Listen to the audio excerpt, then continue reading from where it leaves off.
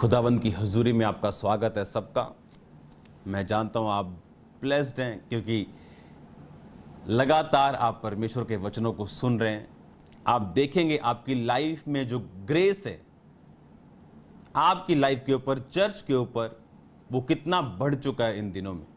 परमेश्वर ने कहा तुम अंधकार में चमकने के लिए बुलाए गए हो। हमें फेथ के ऊपर चलना था, हमें अंधकार में चमकना था। और कॉन्ग्रेचुलेशन, कुछ लोगों की लाइफ में परमेश्वर ने बड़े कार्य किए हैं।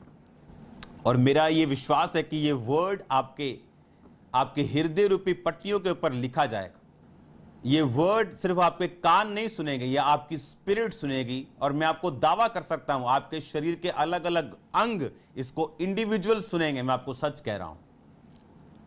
उसका वचन लिखा गूदे गूदे को छेदता है। उसका वर्ड इसी वर्ड ने आपकी किडनी बनाई, इसी वर्ड ने आपका हार्ट बनाया, इसी वर्ड ने आपकी हड्डियां बनाई। लिखा वचन के बिना कुछ भी उत्पन्न ना हुआ।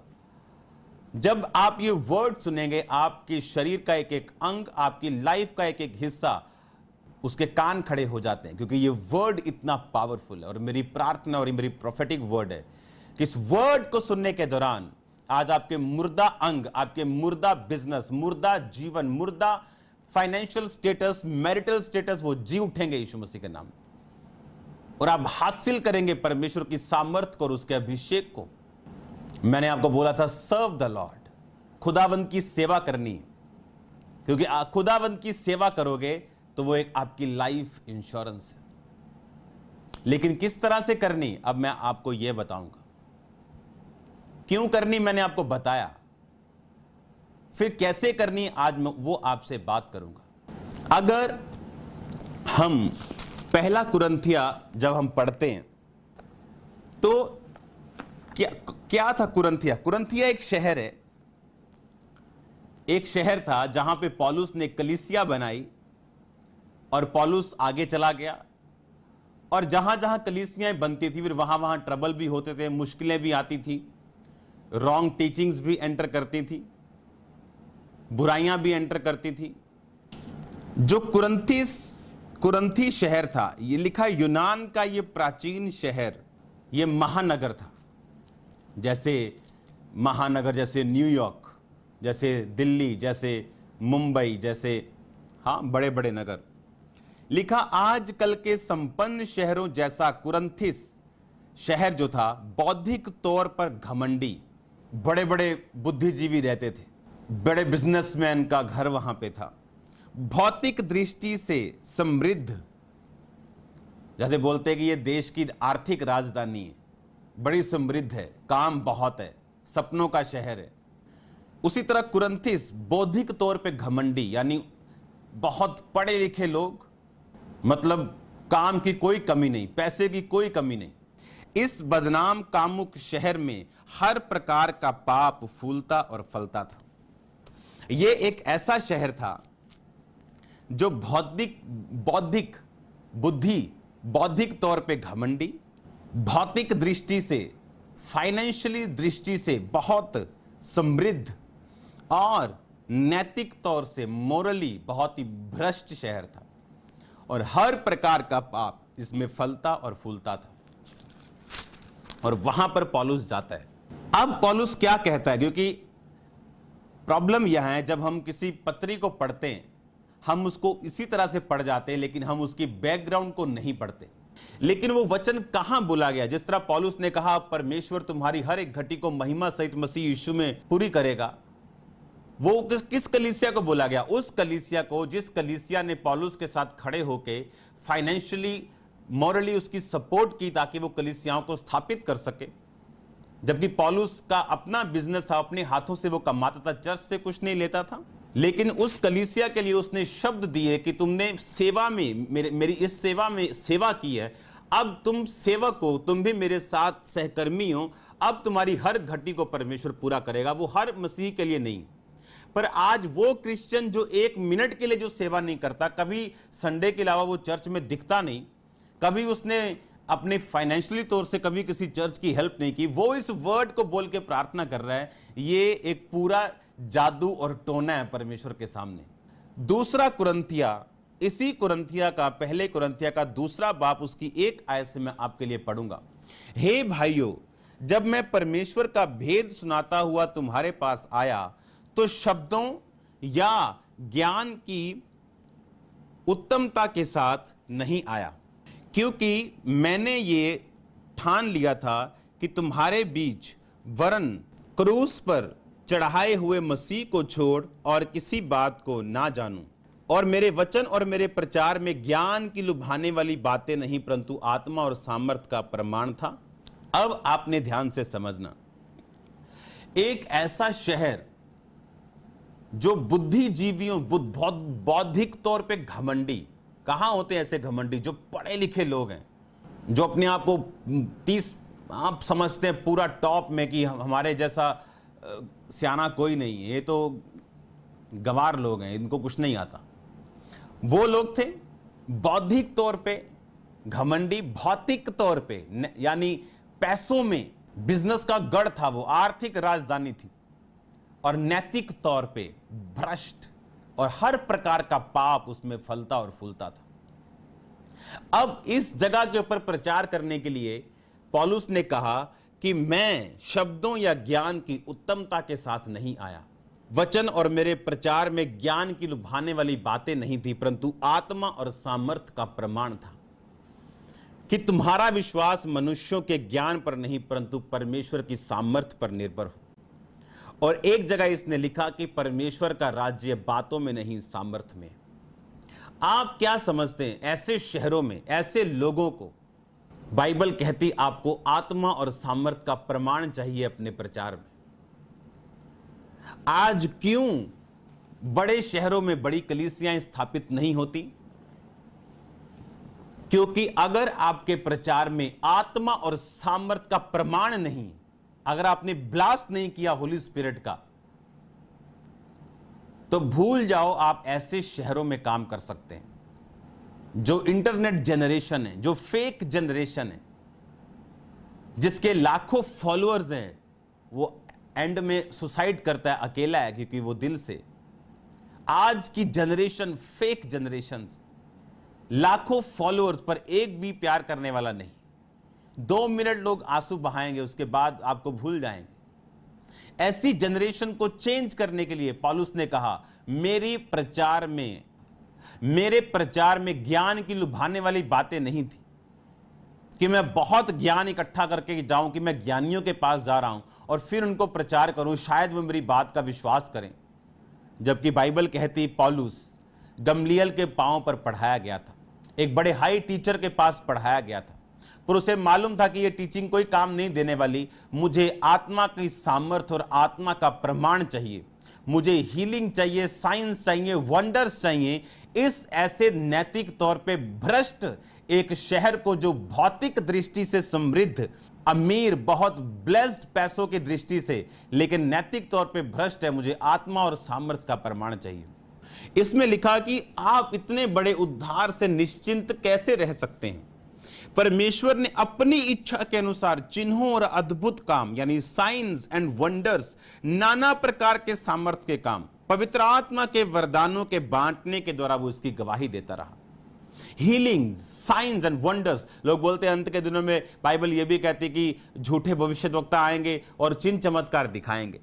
मैं प्रार्थना करता हूं, मैं कई बार बोलता हूं कि आपके हाथों के ऊपर ऑयल आएगा, आपके हाथों के ऊपर चमकदार चीजें, आप ऐसे स्टोन्स, ऐसे हीरे, ऐसे सोने की डस्ट आपके हाथों के ऊपर आएगी।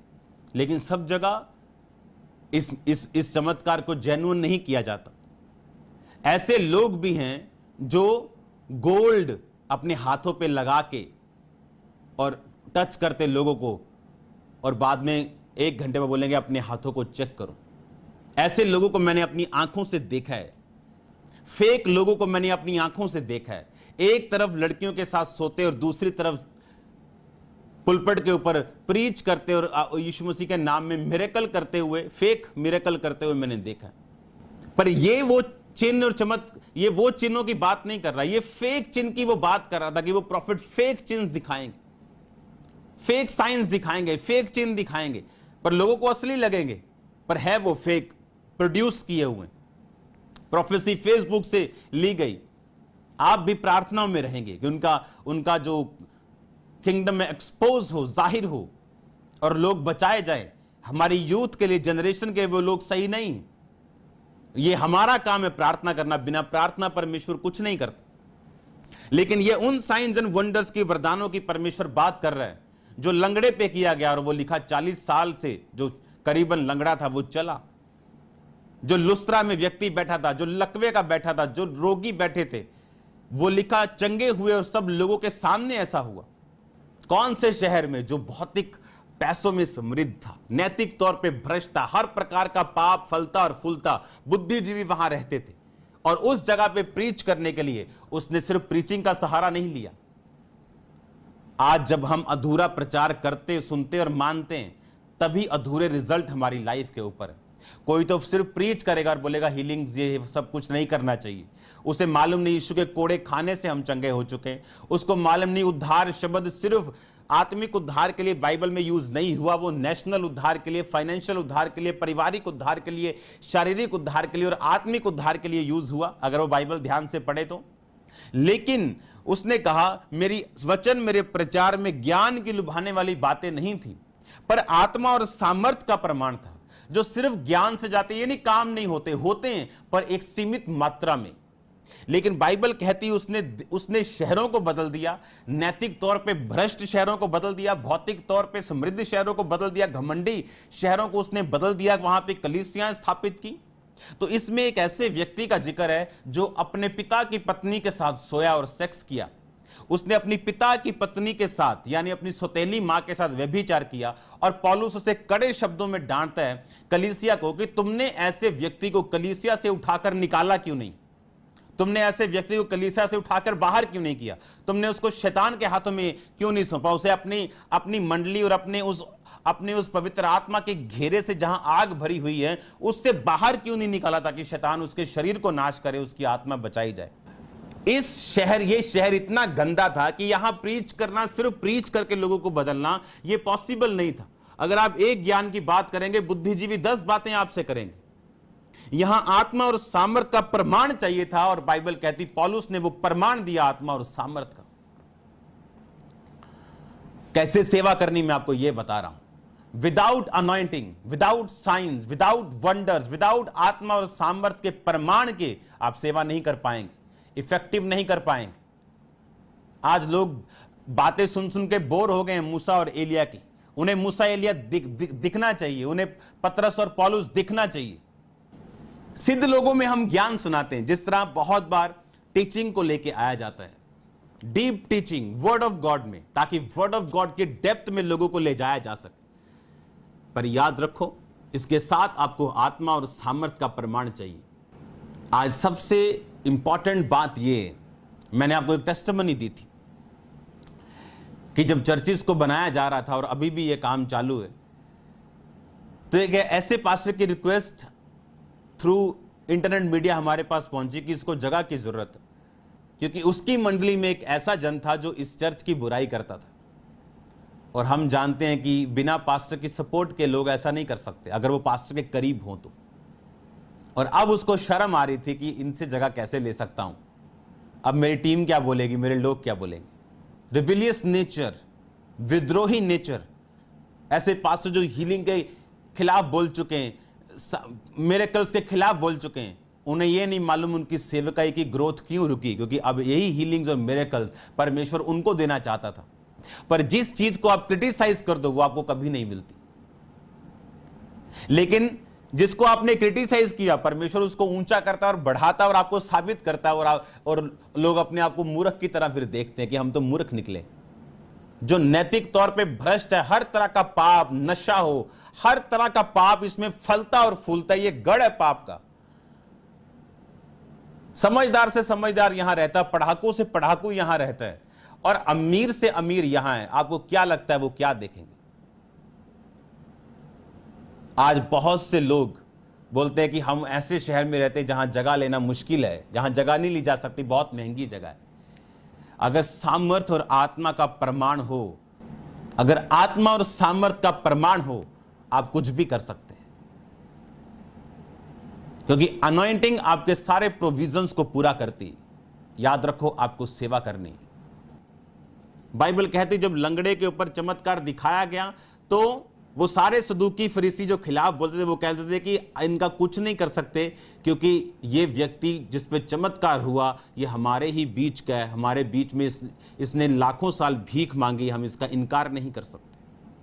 लेकिन फिर भी उन्होंने अपने दिल को खोला नहीं और बाइबल कहती 70 साल बाद उनका न्याय हुआ और उनकी सारी जनरेशन बंधुआई में गई। आपको सेवा करनी, अगर आप एक बिजनेसमैन हैं, आपके पैसे से खुदावंद की सेवा होनी चाहिए। सेवा लाइफ इंश्योरेंस है, आपकी लाइफ इंश्योरेंस है सेवा। जिस तरह आप अपनी जिंदगी की लाइफ इंश्योरेंस करवाते हो, ये सेवा आपकी आत्मिक लाइफ इंश्योरेंस है। आप जिम्मेवारी परमेश्वर आपकी लेता है जब आप सेवा में होते हो तो। जो कुछ आप उसकी महिमा के लिए करते हो वो कभी टूटता नहीं, वो बिजनेस कभी बंद नहीं होता। परमेश्वर एक रास्ता बंद करके 10 आपके सामने खोलता है अगर आप परमेश्वर की सेवा में हो तो। बाइबल कहती प्रभु यीशु मसीह के साथ वो औरतें जो दुष्ट आत्माओं से छुड़ाई गई, बीमारियों से छुड़ाई गई, अपनी संपत्ति से उसकी सेवा करती थी। आज हमें मालूम है कि ये सेवकाइयां जो जीवित हैं, परमेश्वर के कामों को कर रहे हैं, तो अगर हम उनको सपोर्ट करें तो आप भी उसी सेवा में, आपका भी वही फल होगा। आप भी उसी फल को पाएंगे, उसी अजर को पाएंगे जो वो पा रहे हैं। वो आपकी केयर करेगा जब उसकी आंखों में आपकी कदर होगी, वर्थ होगी।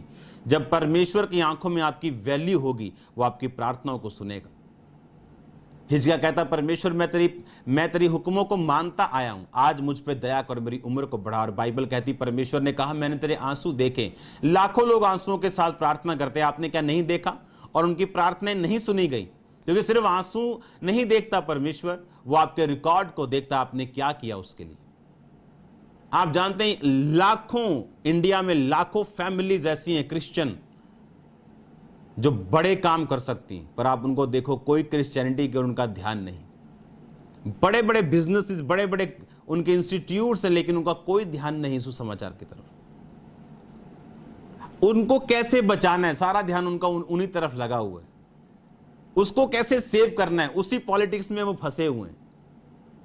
इसलिए परमेश्वर ने कहा जहां तुम्हारा धन है वहां मन भी लगा रहेगा। कि आपने कुछ गलत किया, इतनी चैरिटी कर दो, इतना परमेश्वर का काम कर दो, क्योंकि आपको नहीं मालूम कि अगली जनरेशन कैसी, या उससे अगली कैसी, या उसके अगले कैसी। इसलिए जितना काम कर सकते हो इस जीवित रहने तक कर दो। और हमने देखा पौलुस ने कितनी कलीसियाएं स्थापित की, सबसे अधिक गैर भाषाओं में वो बोला, सबसे अधिक सुसमाचार उसने प्रचार किया।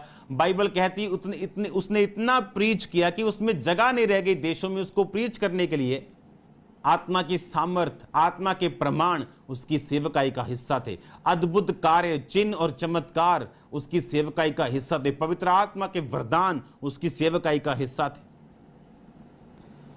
आज आप एक्सपेक्ट मत करो कि आपके अंदर ऐसी सामर्थ काम नहीं करेगी और लोग आपकी ओर ध्यान देंगे। आप शुरुआत कर सकते हो, लेकिन एंड इस तरह से नहीं किया जा सकता। आत्मा में हमें ग्रो होना है, हमें आत्मा में बढ़ना है, हमें आत्मा में वो सामर्थ और वो परमाणु को लेना है परमेश्वर से। ऐसे सेवक थे जब प्रार्थना करने के लिए जाते थे तो दूसरे सेवक प्रार्थना कर रहे थे, परमेश्वर इसकी आत्मा को ग्रहण करना, ये बीमार है, ये मरने वाला है। और वो बोलता था कि क्या क्या रविश प्रार्थना कर रहे हो तुम, ऐसे भी कोई प्रार्थना करता है क्या? तुमने आत्मा में गंध डाल रखा है, ऐसे भी कोई बोलता है क्या? इसको चंगा करने के लिए प्रार्थना करो, क्या बोल रहे हो तुम? और वो प्रभु के सामने रोता है, गिड़गिड़ाता है और सामर्थ पाता है और परमेश्वर का काम करता है और लाखों को बचाता है। आप जानते नहीं कितने पास्टर्स व्यभिचार से लड़ रहे हैं आज, और सीक्रेट सिन के वो शिकार हो चुके हैं। कितनी सेवकाइयां सीक्रेट सिंस की शिकार है। अगर उन्हें पूछे तुम व्यभिचार करते हो, बोलते नहीं हम तो व्यभिचार नहीं करते, हम तो कलीसिया की बहन के साथ, व्यभिचार तो नहीं है, ये तो प्यार है। मेरी वाइफ भी ये बात जानती है, तो प्यार है, हम तो प्यार करते हैं आपस में। व्यभिचार तो जबरदस्ती होता है, ये जबरदस्ती थोड़ी, ये तो प्यार है। हम क्या एक्सपेक्ट कर सकते हैं ऐसे लोगों से कि वो क्या आत्मा के सामर्थ्य के प्रमाण वो लोग क्या दिखाएंगे?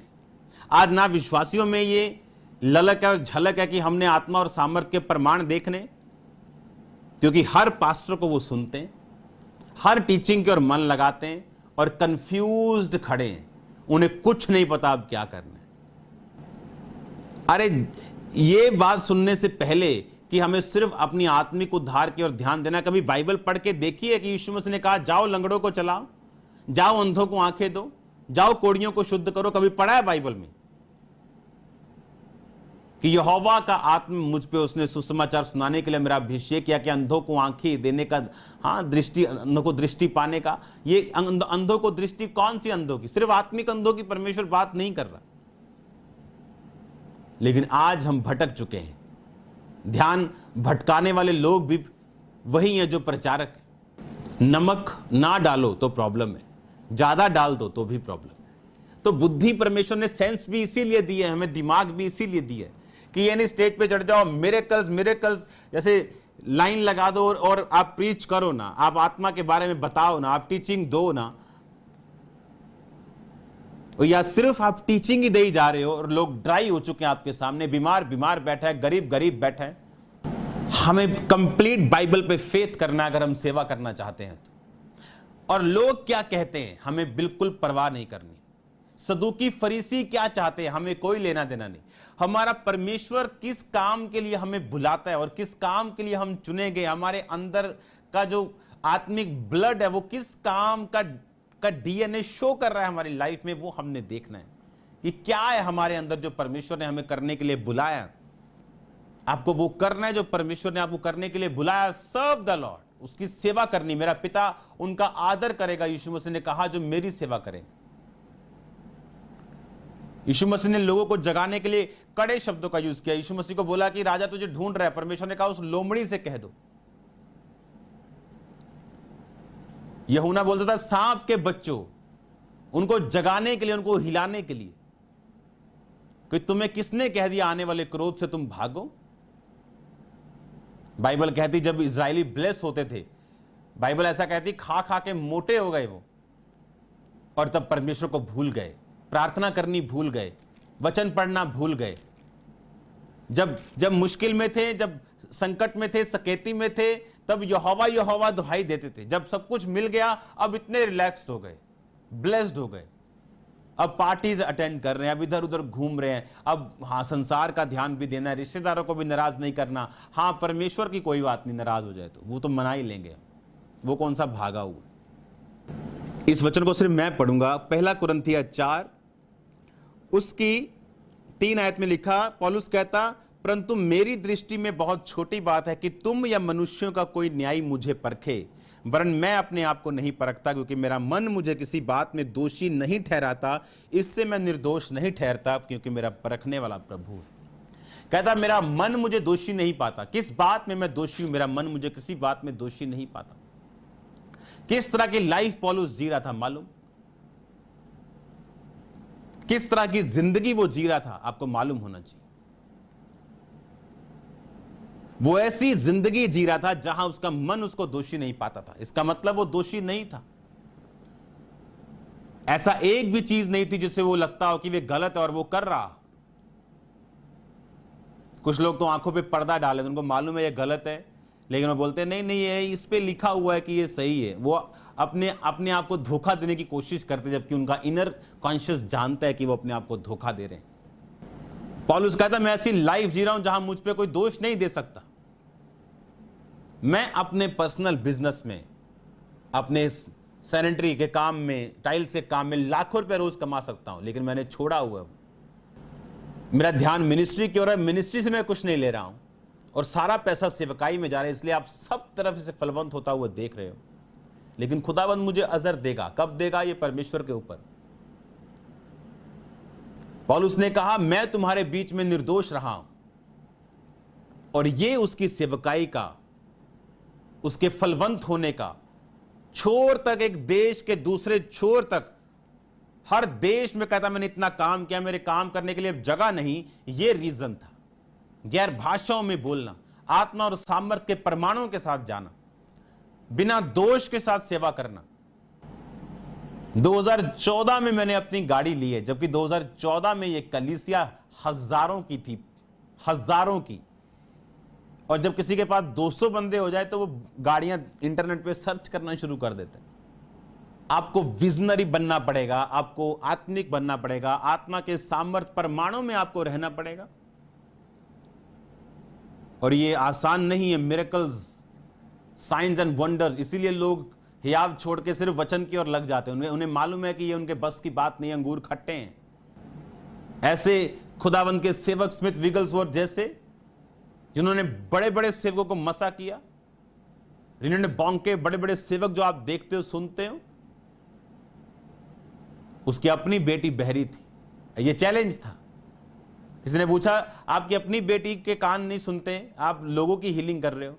कहता, जिस दिन तुम मुझे ये बता दोगे कि एलिया गंजा क्यों था और मूसा थत्था क्यों था, क्योंकि लोग देखते हैं उनके अपने घर में चैलेंज है, हम हीलिंग क्या करें, और चुप हो जाते हैं। आत्मा के सामर्थ्य के प्रमाण मांगने बंद कर देते हैं खुदावंद से, जबकि ये रियल सेवा नहीं है। सेवा चैलेंजिंग, आपको चैलेंज स्वीकार करना है परमेश्वर, अपने आप का इनकार करना है कि आप जीरो हो चुके हैं, फिर काम करना है और खुदावंद बड़े मिरेकल्स करेगा। और ऐसे लोगों के घर में मैंने मिरेकल्स होते देखे हैं, आज नहीं तो कल। और आत्मा और सामर्थ्य के प्रमाण, अगर एक पास्टर है तो खुल के खुदावंद के बड़े काम करे, अगर एक बिजनेसमैन है तो खुल के सपोर्ट करे, हर काम के लिए सपोर्ट करे। अगर आप फाइनेंशियल सपोर्टर है तो खुल के सपोर्ट करो और हर काम टाइम पे करो। अगर आप प्रेयर सपोर्टर है तो खुल के प्रार्थना करो और बैठ के प्रार्थना करो अपने सेवक के लिए, अपने अगुओं के लिए। अपनी सेवा को अच्छे से निभाओ, ताकि इमरजेंसी टाइम आप एक बार बोले और खुदा 2 बार आपको उत्तर दे। आप लालची नहीं है, पता हो, अगर आप उससे हेल्प मांगेंगे वो आपको देगा। लेकिन आप अगर 10 साल किसी के पास जाके 10 साल बाद बोलेंगे कि हेलो ना हाय कि मुझे पैसा चाहिए, हो सकता है वो इनकार कर दे। जब यीशु मसीह से रोज मिलेंगे, रोज सहभागिता रखेंगे, पवित्रताई में जीवन व्यतीत करेंगे, सामर्थ्य में जिएंगे, आग में जिएंगे खुदावंद की। इमेजिन करो, अगर नामान को बताने वाली वो नौकरानी उसके घर की ये सोचती कि यहोवा ने मुझे तो बंद किया हुआ यहां, मैं कैसे कह दूं यहोवा चंगा करता है। वो ये नहीं बोलेगा कि यहोवा ने तुझे क्यों नहीं छुड़ाया। उसने अपनी परवाह नहीं की, अपने आप क्रूस उठाया, अपने आप का इनकार किया और बोला, अगर तू मेरे देश में होता और कोई प्रॉफिट तुझ पे ले हैंड करता तो तू हील होता। और रियल प्रॉफिट, आत्मा सामर्थ्य के प्रमाण मेरे प्रचार में, उसने कहा मेरे वचन प्रचार में ज्ञान की लुभाने वाली बातें नहीं, आत्मा और सामर्थ्य का प्रमाण था कि तुम्हारा विश्वास ज्ञान पर निर्भर ना हो कि परमेश्वर की सामर्थ्य पर निर्भर हो। मैंने ऐसे लोग देखे जो भटक जाते हैं बुरी टीचिंग्स कि नहीं मिरेकल हीलिंग नहीं, सिर्फ वर्ड होना चाहिए, वर्ड होना चाहिए। फिर वर्ड करते करते वो बैकस्लाइड हो जाते हैं। हजारों देखे हैं मैंने ऐसे। पर जो आत्मा के सामर्थ्य और परमाणु के ऊपर विश्वास करते हुए चलते हैं, मैंने उनको बैकस्लाइड होते नहीं देखा इतनी जल्दी। क्योंकि ये शैतान की चाल है, ये शैतान का एक टूल है, उसका एक हथियार है कि इसको कंप्लीट पहले सुसमाचार से अलग करो और छोटी सच्चाई के ऊपर इसको फेथ करने दो, और उसके बाद में अपने आप इसको पीछे ले जाऊंगा। उस व्यक्ति को अगर कोई आके पूछे कि यीशु मसीह पे विश्वास मत करो, जिसने 19 साल बाद बेटा पाया हो, वो उसको भगा देगा वहां से, उसको चुप करा देगा, वो टेप कर देगा मुंह को उसके, बोल बोल के उसका कान खा जाएगा। वो कौन सी जगह है जो मैंने छोड़ी हो, कौन सा हॉस्पिटल है जो मैंने छोड़ा हो, कौन सा ट्रीटमेंट है, कौन सी दवाई है, कौन सा IUI है, कौन सा IVF है जो मैंने छोड़ा हो, बता दूं। और ऐसा क्या हो गया कि एक दिन प्रार्थना होती है, डिक्लेरेशन होती है और मैं उसे रिसीव करती हूं, जून में होती है और जुलाई में मैं प्रेग्नेंट हूं। क्या हो गया ऐसा 20 साल बाद कि एक महीने कि एक प्रेयर ने मेरी लाइफ को चेंज कर दिया। जीसस इज रियल, वो असली है, वो परमेश्वर है। वो उसने कहा मैं तुम्हें ऐसे प्रेरित दूंगा जो आत्मा और सामर्थ्य के परमाणु के साथ तुम्हें बताएंगे यीशु मसीह जीवित परमेश्वर। वो जीवित परमेश्वर कुछ भी कर सकता है। क्या आप तैयार है उसको फॉलो करने के लिए, अपने पापों को छोड़ने के लिए, पवित्रताई में जीवन बिताने के लिए, डरपोक जीवन छोड़ने के लिए, उसको एक्सेप्ट करने के लिए, उसका अंगीकार करने के लिए? सब जगहों के ऊपर आत्मा की सामर्थ्य मांगो खुदावंद से। अगर पास्टर हो तो ठंडी सेवा मत करो, बिजनेसमैन हो तो खुल के साथ दो परमेश्वर को, और परमेश्वर आपकी जरूरतों को पूरा करेगा। वो आपकी हर एक जरूरत को पूरा करेगा। लेकिन अब क्या हम तैयार हैं? हम जानते प्रेयर माउंटेन बन रहा है, लाखों रुपए का खर्चा हुआ और मैं सोच रहा था कि इस अकाउंट में पैसे नहीं है और कैसे होगा। और आज सुबह मुझे को मैसेज आता है कि एक व्यक्ति लाखों रुपए अकाउंट में भेज रहा है उस काम के लिए। इस तरह से परमेश्वर कैसे टाइम पर आपकी जरूरतों को पूरा करता है। लेकिन क्या आपका ध्यान सही है, क्या आपका मोटिव सही, क्या आपकी मैनेजमेंट सही, क्या आपकी लाइफ सही, तो वो सब कुछ करने की ताकत और सामर्थ्य को रखता है। आपका मोटिव क्या है? किसी को दिखाने के लिए, कुछ प्रूफ करने के लिए कुछ करना चाहते हो, या आपके अंदर सचमुच का बोझ है लोगों के लिए, और कहां के लोगों के लिए? बहुत डीप बातें हैं जो मैं आपसे करना चाहता हूं। God bless you all. मेरा बिलीव है कि इस वचन को मैं कंटिन्यू फिर आपको संडे सुनाऊंगा, जारी रखूंगा इसको मैं आपके लिए। हालेलुया।